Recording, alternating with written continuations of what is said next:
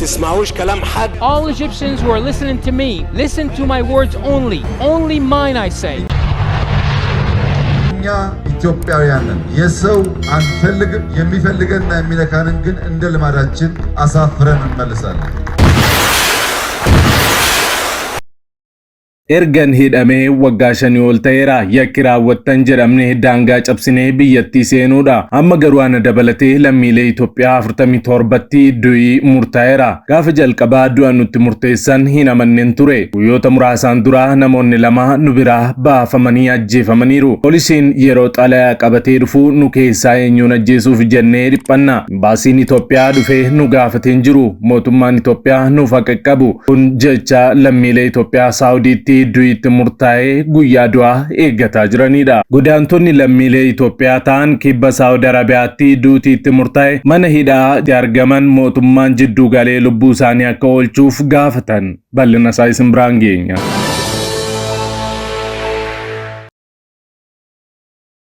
Nagaan faraarri Kiristoos bakka jirtanitti hunduma keessaniif haa baay'atu. Akkam jirtu daawwattoota Kiristiyaan Miidiyaa. Qophii wayitaawaa fi yeroo kanaaf isiniif qindeeffanne isin biraan ga'uuf qabannee dhiyaanneerra. Yeroo jalqabaaf gara chaanaalii keenyaatti kan dabalamtan subscribe gochuudhaan mallattoo beelii sana fuulduratti isinii ba'u ala tokko gadi tuquun ol kan jetturraa kaadha. Kana gochuu keessaniin odeeffannoowwan Kiristiyaanummaa yeroo hundumaa wayita gadhiifaman hunduma dursee akka isin naqqabuuf isin gargaara. Like, share godhaa. Yaada keessan immoo saanduqa yaadaa yookaan koomentii keessatti nu qooda kallattiidhaan gara qophii keenya yeroo kanaatti wal wajjin hadabarru.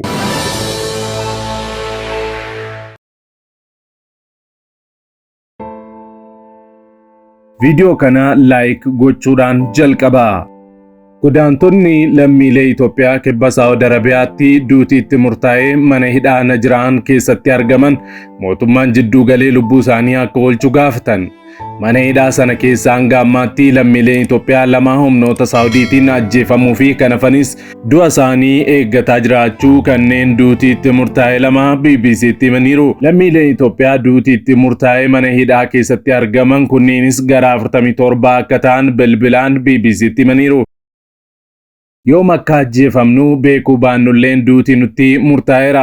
Har'a haa ta'u bor akka ajjeefamnu hin beeknu. Baay'ee sodaanneerra. Maaliif akka duuti nutti murtaa'es hin beeknu? Sababni hidhamuu kootii daangaa seeraan alaa qaxxaamurteettan jedhame.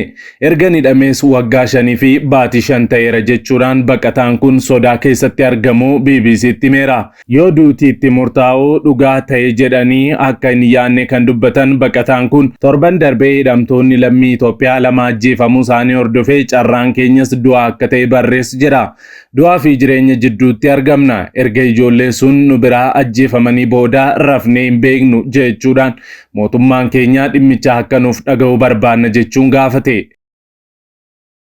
Waa'ee hidhamtoota Itoophiyaa achitti argamanii ilaalchisee baasiin Itoophiyaa achitti argamu nu gaafate hin beeku jechuudhaan himeera. Lammiin Itoophiyaa mana hidhichaatti duutiitti murtaa'e kan biraas miirri mana hidhaa kana keessa jiru kan nama dhiphisuu fi nama sodaachisuudha sodaanneerra jedheera.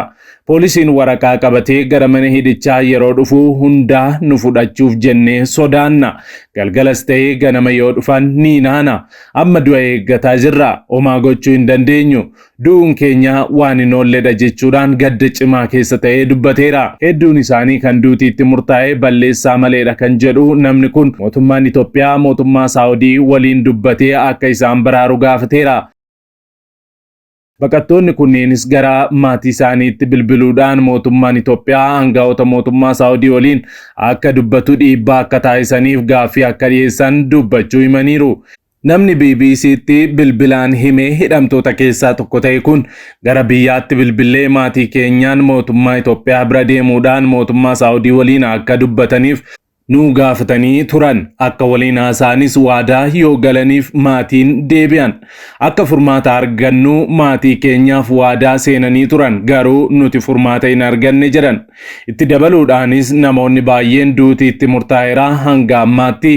Lammiileen Itoophiyaa lama nu biraa fudhatamuudhaan ajjeefamaniirus jedhaniiru. Qoricha sammuu adoochuu galchitan jedhamaniiti kan hidhaman. Mootummaan Itoophiyaa jidduu seenee mootummaa Saawudii waliin dubbatee nu haa baraaru kan himataman sobaanidha badii malee ajjeefamanii jiru jechuudhaan BBC'tti himaniiru. Haala akkasiitiin adabbii du'aa raawwachuun waan haaraa eegalame ta'uu kan ibsan baqattoonni BBC'n dubbise kunneen kanaan dura adabbii du'aa kan hojiirra oolfamu kanneen ajjeechaa namaatiin himataman qofarrattis jedhaniiru. BBC'n adabbii du'aa raawwatame kana ilaalchisuun yakka akkamii raawwatanii akka ta'e adda baasuudhaaf hangaa'ota Saawudii irraa mirkaneeffachuu hin dandeenye.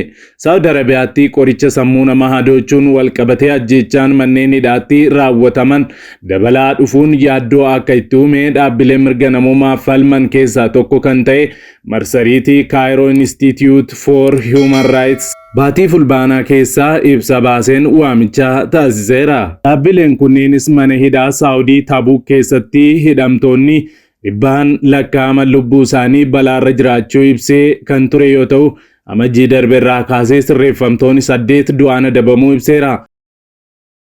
Biyyattii guutuu keessatti ammoo namoonni 42 daddabarsa qoricha sammuu namaa hadoochaniin walqabatee adabbii du'aa irratti raawwatamuun ibsameera. Dhaabbileen mirga namoomaatiif falman ministeera dhimma biyya keessaa Saawudii wabeeffachuudhaan barreeffama maxxanseen ammaan tana namoonni qoricha sammuu namaa hadoochuun walqabatee du'aan adabamaa jiran lammiilee Itoophiyaa, lammiilee Masir, lammiilee Sooriyaa, lammiilee Sudaan, lammiilee Yemanii fi lammiilee Naayijeeriyaati jechuudhaan ibseera. Saawud Arabiyaan namoota du'aa itti murteessitee ifatti beeksisuu baattulleen kan qoricha sammuu namaa hadoochuu tana waliin wal qabate himannaan irratti banamee dhibbaan lakkaa'aman lammiilee biyyoota garaagaraa hidhaa irratti argamu. Biyyumti kun kana jechuun Saawud Arabiyaan namoota qoricha sammuu namaa hadoochan wal qabatee himannaan irratti dhiyaate du'aan adabuu bara 2020 dhaabdee turte. Waggaa lamaan dura ilmi mootii Muhammad bin Salmaan adabbiin du'aa yakka ajjeechaa qofaadhaaf hojiirra akka oolfamu ibsanii ture. Haa ta'u malee baruma sana baatiiwwan muraasaan booda Saawudiin osoo sababii homaatuu hin kennin namoota qoricha sammuu namaa hadoochuun wal qabatee himataman adabbiin du'aa akka irratti raawwatamu taasisuu eegalte. Dhaabbileen mirga namoomaa akka barreessanitti amajjii darbe irraa kaasee adabbiin du'aa parsantii 72 guddateera jedhaa jiru. Torbanoota dhiyoo keessaa baqattoonni lammiilee Itoophiyaa adabbiin du'aa irratti raawwatamuu ilaalchisee yoo odeeffannoo qabatamaan jiraate jedhee BBC'n dhaabbilee mirga namoomaaf falman gaafatulleen hanga ammaatti odeeffannoon akka isaan hin qaqqabne ibsaniiru.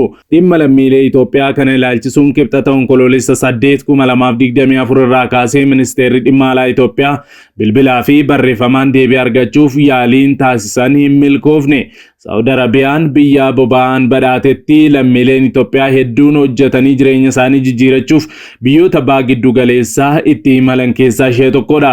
Haa ta'u malee mootummaan Saawud Arabiyaa yeroo garaagaraatti eeyyama jireenyaa fi hojii hin qaban jechuudhaan lammiilee Itoophiyaa hedduu haala baay'ee rakkisaa ta'ee fi manneen hidhaa namoonni itti baay'atan keessatti hidhaa jiraachuu gabaasaa turuun keenya ni yaadatama.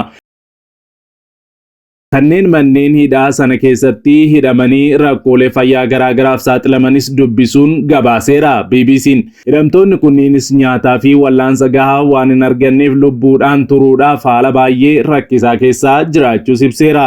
Dhaabbilee keessa tursiifaman keessatti sababii haala namoonni walitti baay'atanii tursiifamuun alattis eegdotaan dararaa fi reebichi akka irratti raawwatamu dhaabbileen mirga namaatiif falman Human Rights Watch ibsuun ni yaadatama. Kanaanis reebicha eegdota manneen hidhaatiin sibiila gommaadhaan haguugameen irratti raawwatameen baqattoonni du'an jiraachuun ibsameera.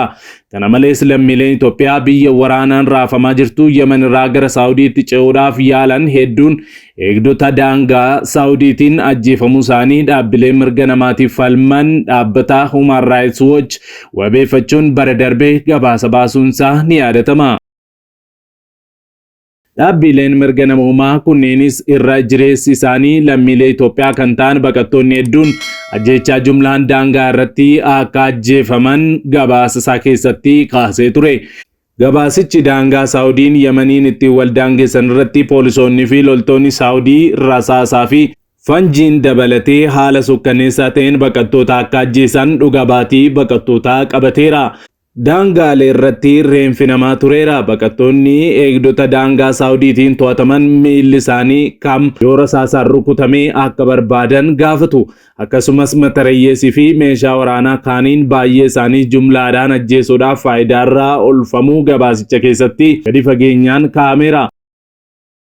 Gabaasni Human Rights kun dhugaa baatii baqattoota hedduu qabachuun alatti ajjeechawwan jumlaa kunneen bakki itti raawwatamanii suuraalee saatalaayitiin agarsiisanii fi iddoowwan awwaalchaa yeroo kan hammates ture. Kana malees gabaasichi baqattoota namoota karaa seeraan alaatiin namoota daddabarsaniin dabalamanii gara daangaatti osoo hin geeffamin dura waa'ee jiddugala turtii Monaabii kan Yamanitti argamu keessatti hidhamanis kaasee jira. Kanaan dura waggaa 4 dura onkoloolessa 2 bara 2020 BBC'n waa'ee hidhamtoota Saudi Arabiyaatti argamanii lammiilee Itoophiyaa kaasee ture. Waa'ee godaantota Itoophiyaa mana hidhaa Saudi Arabiyaatti argamanii Amnesty International qorannoo taasiseen odeeffannoo haaraa fi suukkanneessaa argachuusaa ibsees ture. Bara 2019 irraa eegalee loltoonni Yaman baqattoota Itoophiyaa biyyattii keessaa baasanii ari'uun gara Saudi Arabiyaatti galaniiru. Achiis haleellaa lubbuu isaaniif sodaachisaa ta'e keessa jiraachuu isaanii dhaabbanni mirga namummaaf falmuu ibsuun isaa ni yaadatama. Namoonni Amnestiin dubbise kunniin nama lama ta'anii cancalaan hidhamuu kutaa hidhaman keessatti akka bobba'an taasifamu sa'aatii 24f kutaa namootaan guutame keessa akka turan taasifamu dabalatees manneen hidhaa Saawudii keessatti jireenya ulfaataa jiraachuu godaantotaa ibsi Amnestii kun. Mana hidhaa keessatti dhukkubni rakkinni nyaataa fi bishaanii akkasumas tajaajilli fayyaa jiraachuu dhabuu isaatiin lakkoofsi namoota du'anii dabaluu akka danda'us yeroo sana gabaasichi ibsee ture. Lammiileen Itoophiyaa jireenya fooyyee barbaacha biyya isaaniitii ba'an haala yaaduuf na rakkisu keessa jiru. Isaanis dhukkubaa fi du'aan marfamanii waan jiraniif yoo xiqqaate baqattoonni 2 of ajjeesuuf yaalii taasisanii turan jechuudhaan dhaabbatichi gorsituu dhimma baqattootaa kan ta'an Meerii Feristee itti himaniiru. Dabalataanis haala suukkanneessaa kana keessatti dubartoonni ulfaa dhalattuun akkasumas daa'imman jiraachuu fi daa'imman du'an jiraachuu akka dhaga'anis dubbataniiru. Mootummaan biyyattii baqattoonni dabalataa du'uu isaanii dura haalli mana hidhaa jiru akka fooyya'u taasisu akkasumas baqattoota jumlaan hidhamanii argaman saffisaan akka gadhiisu gaafannas jedhaniiru. Amnesty Internationaliin dabalataanis mootummaan Itoophiyaa bakka mootummaan Saawudii baqattoonni yeroodhaaf akka turan taasisee akka fooyya'uuf dhiibbaa uumuu akkasumas baqattoota gara biyya isaaniitti deebi'uuf eeyyamamoo ta'an saffisaan gara biyyaatti deebisuu fi karaa hawaasatti ittiin makaman mijeessuu fi qabaa jedhanis jiru. Amnesty Internationaliin haaraa baqattoonni Itoophiyaa keessa jiran haalaan hubachuuf bara darbee ji'a waxabajjiirraa hamma adoolessaatti lammiilee Itoophiyaa 12 mana hidhaa keessa jiran dubbisee odeeffannoo mirkanaa'ee sassaabuun isaanii yaadatama. BBC'n bara darbee ji'a hagayyaa keessaa baqattoota Itoophiyaa dhiiraa fi dubartii ta'anii manneen hidhaa Saawudi Arabiyaa keessa jiran dubbisee odeeffannoo wal fakkaataa argatee gabaasuun isaas ni yaadatama. Lammiileen Itoophiyaa buufata godaantotaa keessa tursiifaman keessa jiran ilaalchisee mootummaan Itoophiyaa Anga'oota Saawudii waliin dubbachaa jira jettee turte. Kanaan dura aadde Tsiyoon lammiileen Itoophiyaa bakkuma jiraatanitti nageenyi isaanii eegamee fi akka turanii fi suutaan gara biyya isaaniitti akka deebi'an gochuudhaaf hojiin hojjetamaa jira jedhanis turan.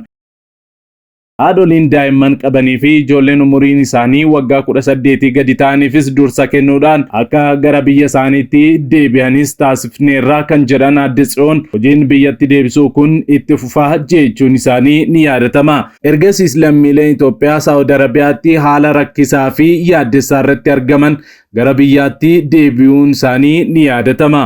Haa ta'u malee namoonni 47 kan miidiyaatti beekamanii fi namoonni lakkoofsi isaanii hin beekamne mana hidhaa biroo keessatti argaman duutiitti murtaa'ee fi ammas ajjeefamaa jiran hedduun akka jiranii fi isaan kana irratti mootummaan Itoophiyaa gidduu akka seenuufis gaafatanii jiru.